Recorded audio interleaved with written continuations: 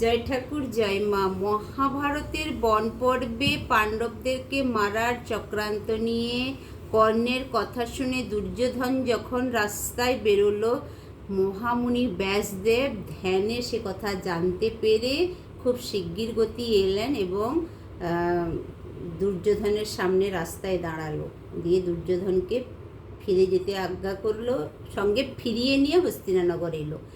এসে ব্যাসদেব ধৃতরাষ্ট্রকে বলল যে তোমার কি হয়েছে, এত কুবুদ্ধি কেন? তুমি কি জানো না পাণ্ডবদেরকে রক্ষা করতে ত্রিজগতের সবাই হচ্ছে পাণ্ডবদের রক্ষা করার জন্য, দেবতারা পর্যন্ত যেখানটাতে সবসময় ওদেরকে রক্ষা করার জন্য ব্যস্ত, সেখানে তুমি ওদের কি ক্ষতি করতে পারো? তোমার এই দুরাচারী পুত্রের কথা তুমি কেন শুনছো? তার তুলনায় সবচেয়ে ভালো জিনিস, পাণ্ডবরা ভীষণ ধার্মিক, তারা সারাদিন ধর্মের কথা শুনছে, জানছে, পড়ছে, আলোচনা করছে।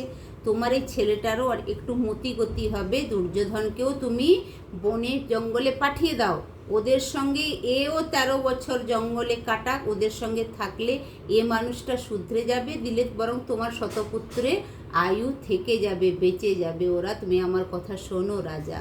জয় ঠাকুর জয় মা।